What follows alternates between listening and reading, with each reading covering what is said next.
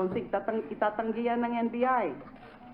Pakitanggi na lang please kung hindi totoo na yung charges na final nyo against SPO3, Arthur Las Cañas, as well as, can you again correct me if I'm wrong, Ronald Lau, kasama po, kinasuhan, Attorney Tuvera?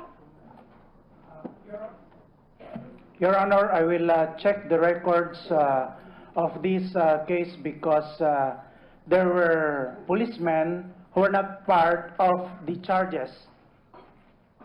For example, he is claiming that the resource person is claiming that only arbitrary detention was filed against him. I will check on the records, Your Honor, and I will inform the Honorable Committee later on, because I brought with me the whole record of this case. Because my notes say na hindi lang arbitrary detention as defined in Section 3, Article 124 of the Revised Penal Code, but also Anti-Torture Law, Republic Act number 9745. Tapos kung babasehan po natin sa sinasabi ni Mr. Matobato, yung mga di umano na nag-participate sa kanyang pag-torture, aside from this resource person, is it Ronald Lau, Jay Francia, Donito Ubales, Rizalino Aquino, and Jim Tan. So my next question, also to the NBI, it's okay if you can't answer it now, sino-sino dito sa mga inakusahan ni Mr. Matobato na nag-torture sa kanya ang eventually kinasuhan niyo sa National Prosecution Service of the DOJ?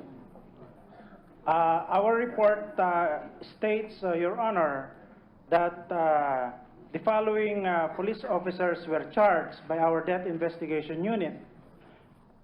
Police Senior Superintendent Vicente Danao, SPO1 Renante B. Medina, SPO2 Rizalino G. Aquino, SPO2 Bienvenido C. Furog, and SPO4 Arthur B. Las Cañas. Nature of cases, Your Honor. For subjects Danao and Medina, violation of RA 9745 or the Anti-Torture Act of 2009.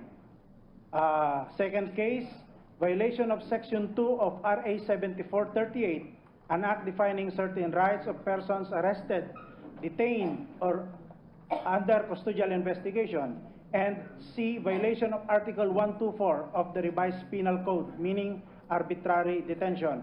And for subjects Aquino, Furog, and Las Cañas, violation of Article 124 of the Revised Penal Code as amended, or arbitrary detention, Your Honor.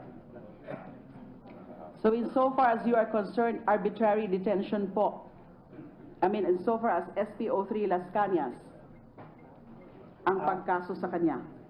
Yes, Your Honor. Even if the claim of Mr. Matobato was that it was Las Cañas who took charge of his torture, at yung torture po ay naganap doon sa IDMB DCPO office. Yes, Your Honor, that was the claim, but after our investigation, we came up with this conclusion upon evaluation also by our legal division, that only Danao and Medina were charged of... Because they're the ones who directly and personally participated in the alleged acts of torture, I guess. Yun po ang dahilan kung bakit sila ang kinasuhan nyo, yung dalawa lang. Dalawa lang po ba yun? Dalawa po yung... Because they are the ones who directly participated in the alleged acts of torture. Yes, Your Honor. Based on your own findings as an investigative body. Yes, Your Honor. Kasi yung iba, hindi diretso, hindi personal or direct participation in the acts of torture. Yes, Your Honor. So that is the explanation. Secretary Danina, your time is up. Well, as I said, Mr. Chair, You can appeal to the It's other still- members it's here still- if you like. still a lot of questions from me because I'm just trying to clarify everything that Mr. Matobato has stated relative to this resource person, SPO3, Arthur Las Cañas. So I would very much want to continue with my questioning at a proper time. Perhaps during the second round, I do not want to abuse the liberality of my colleagues. That- Thank that- you. That is understood. Thank you very much. Senator Thank you. Soto is recognized. Yes, this is going to be brief, just for enlightenment. In my second round, I'll talk about the United Nations. You have 2 Ito seconds. muna tayo. Yes, 2 seconds is enough, actually. Go ahead. I just want to clarify from SPO3 Las Cañas. Sabi niya kanina, dahil hindi siya nakapagsalita eh. Sabi mo, sinungaling si Matubato. Bakit mo nasabi yun?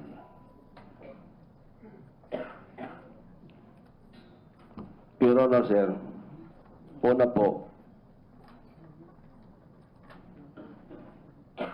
ito pong sinabi niya, yung open session po dito sa Senate, personally sinabi niya, nakasama ako sa torture. Kasi hindi naman totoo. May point din na sinabi niya na nagsama kami for more than 23 years. Since 1988 up to 2013. Hindi po totoo yun. Dahil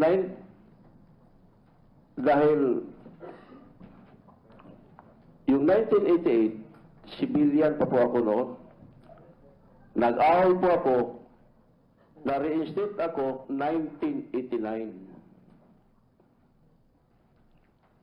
Nakilala ko siyang lubos 1996 dahil dito sa dealing namin ng lupa. Nung napasok siya kay Mayor Agtalan, matagal na po kung hindi ko siya nakita. Makita ko lang yan kung pumupunta sa akin, mag-deliver siya ng isda, mag-report siya kung magkano yung kita ng niyong. Nung nabigay ko na sa kanya ang Port Authority, minsan na lang kami magkita. So kaya po, nasabi ko na sinungaling siya. Yung sinabi niya, full 23 years kami nagsama. 1991 up to 1995. Nabigyan po ako ng privilege ng task group commander namin. Nag-enroll po ako the whole almost 5 years. Nasa College of Law po ako sa University of Mindanao. Ito po katabi ko, kaklase ko ito. Kami magkasama. So nasabi ko, sinungaling siya. Yung 1988, sabi niya, nabanggit niya yan, natandaan ninyo, hanggang 23 years magkakilala. 1988 daw, Your Honor. 1988, tanggal ako niyan eh. Wala pa ako ng servisyo. 1989 ako nakabalik. Yun daw yung simula nung Lambada Boys, na natanong ko nung last hearing, kasi wala pang Lambada nun eh. Hindi ko rin narinig yan. Dito ko lang yan narinig pa sa lang kanya. yung Lambada. 1990 yung pelikula, pero wala pang social media noon. 1991, nung sumikat sa Pilipinas yung Lambada. Yung mga ibang nagko-correct na sinabi, hindi, yung araw pa yung Lambada. Hindi oh, Labamba yung sinasabi nyo. Dudunong-dunungan pa eh. Marunong pa sa Billboard Hot 100 eh. Ang Billboard Hot 100, 1990. Ano, kaya yung Lambada Boys noong 1988, tinatanong ko, hindi ako nasagot ni Mr. Matubato, saan niya nakuha yung pangalang Lambada? At Lambada Boys nakuha ng mga taga Davao. Eh, wala pang Lambada noon. Anyway, so yun ang mga dahilan kung bakit. Wala na po ba kayong naiisip? Ano bang, kasi kanina meron kayong pinipresentang affidavit, hindi nyo naipresenta lahat. Nakompleto na ba yan? Yung pinipresenta nyo kanina? Dalawa lang ba yan? Na-discuss na po, Your Honor, kasi dito lang po sa medical certificate. Kaya napungkod ko po na the probability that this statement was taken outside of Metro Manila. So 1 year after nung magkaroon ng submit ng medical certificate sa pangalawang affidavit. Yes, So Your dalawang Honor. affidavit pala ang sinubmit ni Mr. Batubato sa NBI. Yes, Your Honor. At NBI. I'm not sure if there were only two statements, Your Honor, but I am aware that sequence of interview and interrogation were conducted by the NBI. So meron pa isa. Yes, Your Honor. It's In other here in words, the records. he executed 3 affidavits. I'm not sure, sir, but as of today, there were 2 affidavits, and that is correct, Your Honor. I Alright. just don't know if there are other affidavits. Can you, apart from this, can you, well, anyway, please submit to the committee all the affidavits that were executed by Mr. Matubato, no? And then also, earlier, Attorney, you said during the first time that he was or he filed a complaint in the NBI, you said there was a video and pictures.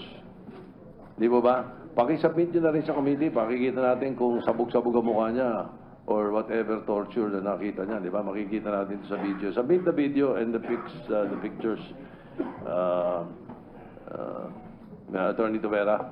We will do that, Your Honor. Thank you. And then finally, Mr. Chair, COMSEC is directed to make sure that you get all these documents and the video.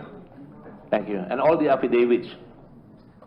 Because I was told that originally, he testified here that he had no affidavit. And then Senator Cayetano accosted him with one affidavit. And now there's 3. There's 2 more. So that's 3. There are 2, to be sure, Your Honor, but I don't know if there are other affidavits. All right. I was under the impression that there was he had no affidavit, and now there's 1 during the time of Senator Cayetano, and now there's 2, and then there may be 3.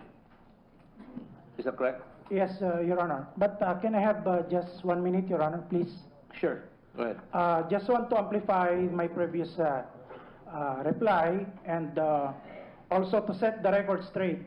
What the resource person is talking here is that there was no medical certificate in support of the case filed against him.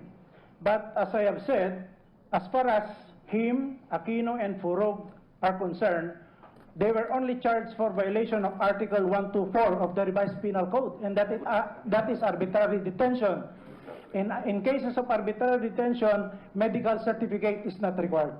Just to set the record straight, Your Honor. Thank you. all right, okay. Anyway, that confirms what SPO3 Lasagna said, that ang charge niya arbitrary detention, hindi torture. All right, now, just one more point, Mr. Chair, before I give up my time. To the Philippine National Police, there was a point raised about legal procedures or proceedings against the police, ano, kanina, and that a certain institution should be. Dapat ito may kakombinasyon ito eh. Do you have a police defender's office? Na pagka ang police nakakasuhan, meron silang abogadong naka-ready na matatakbuhan? We have legal service, Your Honor. What do you call that? Legal service is composed of lawyers, Your Honor, who can help the police in their legal problems. Up to the what level? Regional level? Provincial level? Up Or to the just in regional level. Pampanga? Up to the regional level lang, Your Honor. We have lawyers in every region. Regional level lang. Yes, Your Honor. Don't you think you should go down to the provincial level at least? How I wish, Your Honor, up to the police station level, if we have a lawyer assigned in every police station to take care of their legal problems, Your Honor. And as well, guide them as well. All right, thank you, Mr. Chair. Perhaps I'll just wait for my other turn because it's a completely different issue that I have. And this is about the claim of some United Nations officials. So, at a later time. Thank you. Your time is set up. Well, well, all right. I was just, I was going to ask Rather late, CHR. what is your pleasure? I'll wait later. I don't see the CHR yet. All right. Senator Cayetano is recognized then. So, Chair, before I take my time, just to answer your question about the Affidavits. affidavits, my information now is that there is a September 4, 2014 NBI affidavit, a June 4, 2015 NBI affidavit, and a January 12, 2016 judicial affidavit. So maybe the committee can be furnished a copy so that we can review it. Who are in possession of those affidavits? Is it the NBI? Your Honor, only the 2 affidavits are with the NBI records. I don't know about the judicial affidavit, Your Honor. Well, judicial affidavits are usually prepared